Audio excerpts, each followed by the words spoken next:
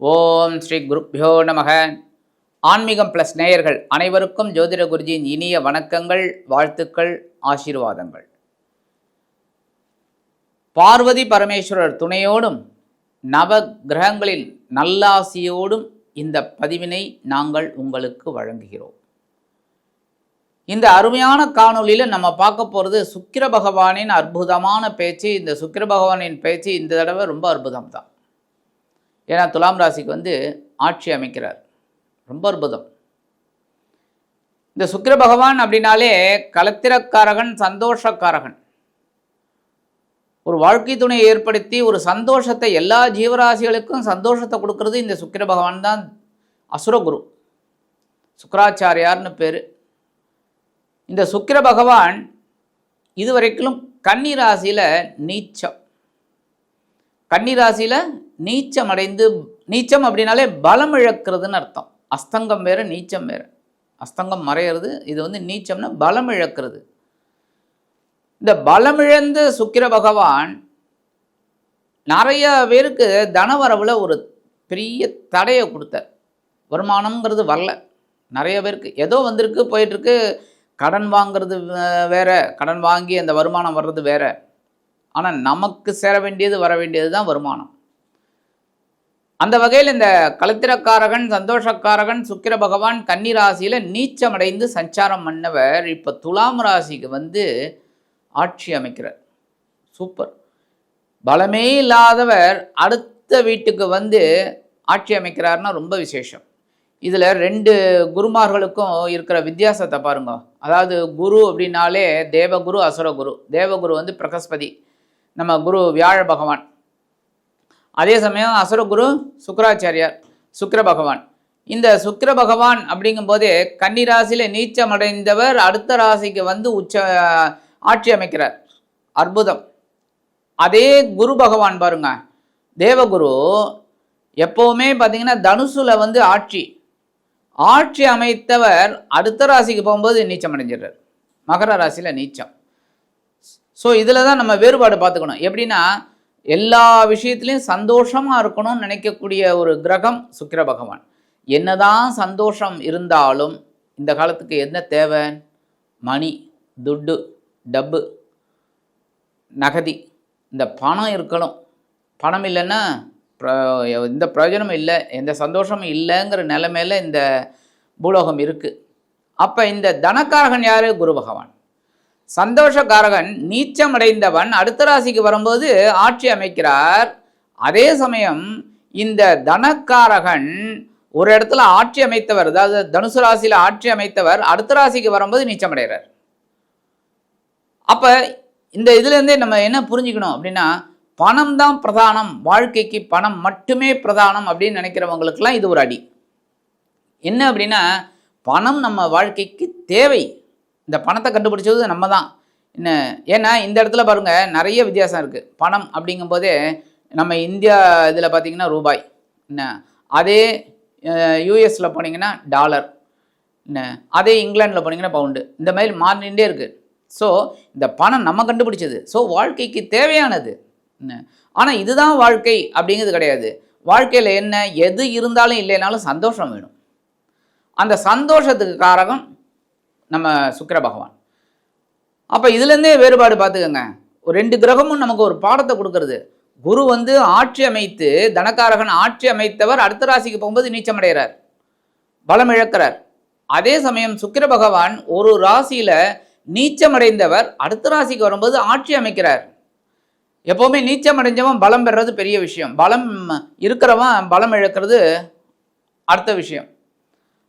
ஆக சுக்கிர பகவான் இதுவரைக்கும் கன்னி ராசியில இருந்து நீச்சமடைந்தவர் இப்பொழுது புது உத்வேகத்துடன் துலாம் ராசிக்கு ஆட்சி அமைக்கிறார். 2/11/2025 முதல் 25/11/2025 வரைக்கும் துலாம் ராசியில் ஆட்சி அமைத்து அற்புதமாக சஞ்சாரம் பண்ணிட்டு இருக்கார். ரொம்ப அற்புதம். 2/11/2025 முதல் 6/11/2025 வரைக்கும் செவ்வாய் பகவானின் சித்திரை நட்சத்திர காலில் இந்த சுக்கிர பகவான் டிராவல் பண்ணுறார். அடுத்தபடியாக 7/11/2025 முதல் 17/11/2025 வரைக்கும் ராகு பகவானின் சுவாதி நட்சத்திர காலில் டிராவல் பண்ணுறார். அதுக்கப்புறம் 18/11/2025 முதல் 25/11/2025 வரைக்கும் குரு பகவானின் விசாகம் நட்சத்திர காலில் ட்ராவல் பண்ணுறார்.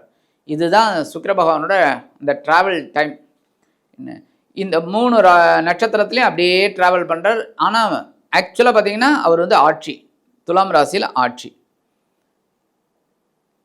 ஆக இந்த சுக்கிர பகவான் துலாம் ராசியில் அமர்ந்து எந்தெந்த ராசிக்கு என்னென்ன பலாபலன்களை கொடுக்க போகிறாருங்கிறத பற்றி நம்ம இப்போ பார்ப்போம்.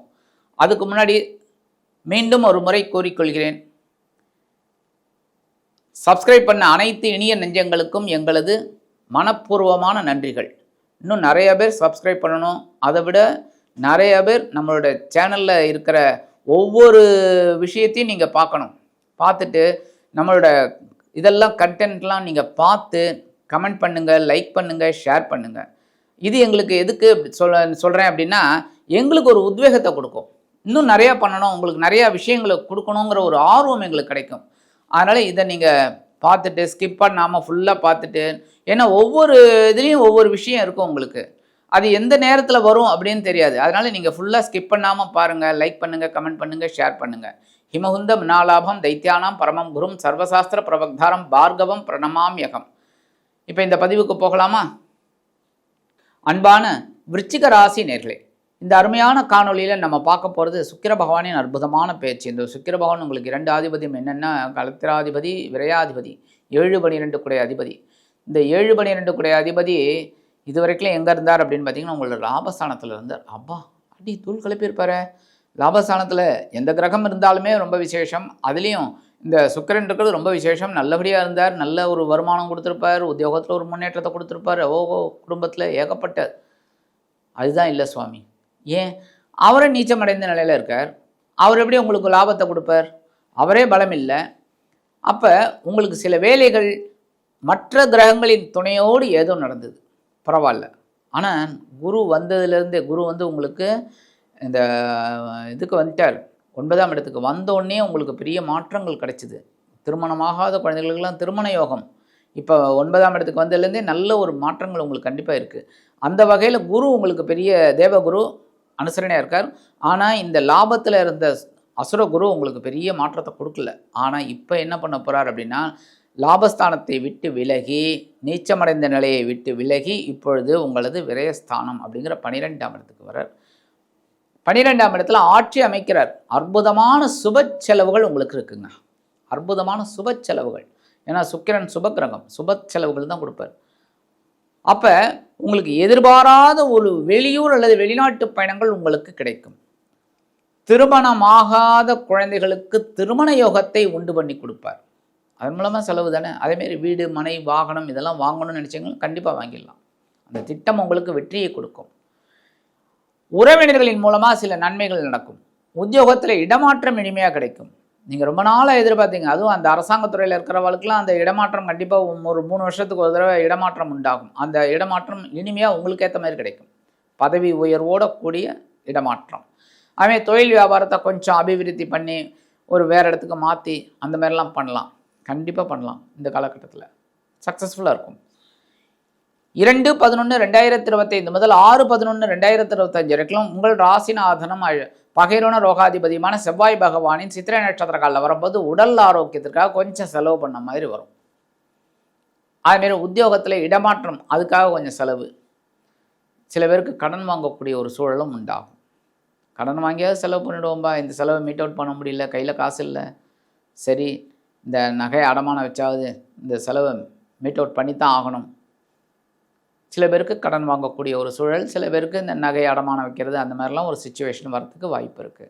உடல் ஆரோக்கியத்தில் கொஞ்சம் கவனமாக இருந்தால் மருத்துவ செலவுகள் கொஞ்சம் குறையும், அவ்வளோதான். சரியா? அதனால் அந்த மாதிரி இந்த 4-5 நாளும் கொஞ்சம் ரொம்ப கவனமாக இருக்கிறது நல்லது. 7/11/2025 முதல் 17/11/2025 வரைக்கும் ராகு பகவானின் சுவாதி நட்சத்திர காலில் வரும்போது கண்டிப்பாக இந்த காலகட்டத்தில் திருமணமாகாத குழந்தைகளுக்கு திருமண யோகம் உண்டாகும். அதன் மூலம் அதனை முன்னிட்டு சில செலவுகளை நீங்கள் மேற்கொள்வீர்கள். கண்டிப்பாக குடும்பத்தில் ஒரு சுபகாரியம் அப்படின்னாலே கண்டிப்பாக செலவு இருக்குது. கல்யாணம் அப்படின்னாலே சொல்ல முடியாது, சாதாரணமாகவே செலவு ஆகிட்டு இருக்கு. கல்யாணம் அப்படின்னாலே கல்யாண செலவு ஏகப்பட்டது. கண்டிப்பாக அந்த செலவுகளை நீங்கள் மீட் அவுட் பண்ணுற மாதிரி ஒரு சிச்சுவேஷன் கிடைக்கும். அதுமாதிரி உத்தியோகம் கண்டிப்பாக ஒரு இடமாற்றம் கண்டிப்பாக கிடைக்கிறதுக்கு வாய்ப்பு இருக்குது. பதவி மாற்றம், இடமாற்றம், அதெல்லாம் தொழில் வியாபாரமும் அபிவிருத்தி செய்யக்கூடிய ஒரு வாய்ப்பும் கிடைக்கிறதுனால அதனை முன்னிட்டு சில செலவுகளை மேற்கொள்வீர்கள். நிறைய இடத்துல பார்த்திங்கன்னா நிறைய வேலைகள் நடக்கிறது அப்படின்னாலும் உங்களுக்கு எல்லாமே செலவுடன் கூடிய ஒரு இதை தான் அமையும். அதனால தான் எப்போவுமே செலவை கொஞ்சம் கரெக்ட் பண்ணிக்கோங்க. எப்போவுமே செலவு வந்து 3 விதமான செலவு: அனாவசியமான செலவு, அத்தியாவசியமான செலவு, முக்கியமான செலவு. இந்த முக்கியமான செலவை நம்ம பண்ணித்தான் ஆகணும். அதுமாதிரி அத்தியாவசியமான செலவு நம்ம யோசித்து பண்ணித்தான் ஆகணும். அனாவசியமான செலவு அப்படிங்கும்போது நீங்கள் யோசித்து அதை அவாய்ட் பண்ணுறது ரொம்ப நல்லது. அடுத்தபடியாக 18/11/2025 முதல் 25/11/2025 வரைக்கும் 2-5 குடை அதிபதி குரு பகவானின் விசாகம் நட்சத்திர காலில் ட்ராவல் பண்ணுறாரு. இந்த நேரத்தில் தனவரவு தாராளமாக கிடைக்கும். அதற்குண்டான செலவுகளும் தாராளமாக வந்து சேரும். இப்படி பணம் வரும், அப்படி பணம் போகும், அவ்வளோதான். சரியா? அந்த மாதிரி ஒரு காலகட்டம். அதேமாரி குடும்பத்துக்கு என்னென்ன தேவையோ அதை வாங்கக்கூடிய ஒரு செலவும் உங்களுக்கு கண்டிப்பாக அமையக்கூடியது. இந்த நேரத்தில் ஆன்மீக பயணங்கள் மூலமாக ஒரு செலவு இருக்குங்க. பிரயாணம் பிரமாதமாக இருக்கும். ஆன்மீக பயணம், அதுவும் மூத்த வயதை சேர்ந்தவர்கள் ஒரு டூர் போடுவீங்க பாருங்கள், அற்புதமான ஒரு டூர். நல்ல செலவு இருந்தாலும் மனசுக்கு ஒரு சந்தோஷமான ஒரு செலவாக இருக்கும். அடுத்தபடியாக குலதெய்வ பிரார்த்தனைகள் அப்படிங்கும்போது அதெல்லாம் நிகழ்த்தக்கூடிய ஒரு வாய்ப்பும் இந்த விருச்சிக ராசி நேயர்களுக்கு இந்த காலகட்டத்தில் கண்டிப்பாக அமையும். எதிர்பாராத ஒரு முக்கியமான செலவு இந்த காலகட்டத்தில் கண்டிப்பாக இருக்குங்க உங்களுக்கு. சரி, இந்த செலவெல்லாம் மீட் அவுட் பண்ண முடியுமா அப்படின்னா கண்டிப்பாக 2 விஷயம். ஒன்று, நம்மக்கிட்ட இருக்கிற பணத்தை வச்சு மீட் அவுட் பண்ணலாம். இல்லைன்னா கொஞ்சம் கடன் வாங்கி செலவு பண்ணக்கூடிய சூழல் சில பேருக்கு உருவாகும். சரி, பரிகாரமாக என்ன பண்ணினா ரொம்ப விசேஷம். கண்டிப்பாக நீங்கள் வந்து சுக்கிர பகவானை வழிபாடு பண்ணியே ஆகணும். ஏன்னா விரயம் நம்ம கட்டுப்பாட்டுக்குள்ளே வரணும் அப்படின்னா சுக்கிர பகவானுக்கு சில வேளைகளில் நீங்கள் வந்து சில பரிகாரங்களை பண்ணினா தான் ரொம்ப விசேஷம். நவகிரகங்களில் உள்ள சுக்கிர பகவானிற்கு நீங்கள் வந்து ஒரு அர்ச்சனை பண்ணுங்கள். வெள்ளிக்கிழமை காலையில் பண்ணாலும் சரி, சாயந்தரம் பண்ணாலும் சரி, உங்கள் பேரை சொல்லி ஒரு அர்ச்சனை பண்ணுங்கள். ஏன்னா அப்போ தான் விரயம் வந்து உங்களுக்கு கட்டுப்பாட்டுக்குள்ளே வரும். கண்டிப்பாக விரயம் தவிர்க்க முடியாதது, விதி மாதிரி தான். எல்லாரும் சொல்லுவாங்க விதியை மதியால் வெல்லலாம்னு. மதியால் வெல்லவே முடியாது. விதி இப்படி தான் எல்லாமே நடக்கும். ஆனால் அந்த விதியோட கடுமையை நம்ம குறைச்சிக்கலாம், அவ்வளோதான். கடுமையை குறைக்கலாம். ஒரு பெரிய மழை அடிக்கிறது, நம்ம போகிறோம் அப்படின்னா கையில் கொடை இல்லைன்னா கொடை மூலமாக ஒரு இது நமக்கு கிடைக்கும், உபயோகம். அப்போ எப்படி கிடைக்கும் அந்த உதவி? நம்ம கடவுளை வழிபாடு பண்ணுறதுனால தான். டக்குன்னு எவனாவது ஒருத்தன் கொடை கொடுப்பான். அதேமாரி வெயில், டக்குன்னு யாராவது ஒரு தாக சாந்தி ஏதாவது கொடுப்பாங்க. இதெல்லாம் வந்து நமக்கு ஒரு பரிகாரம். ஆக இந்த சின்ன பரிகாரம் நீங்கள் பண்ணால் தான் இந்த செலவுகள் உங்கள் கட்டுப்பாட்டுக்குள்ளே வரும். எல்லாமே வந்து மேக்சிமம் சுப செலவுகளாக வரும்.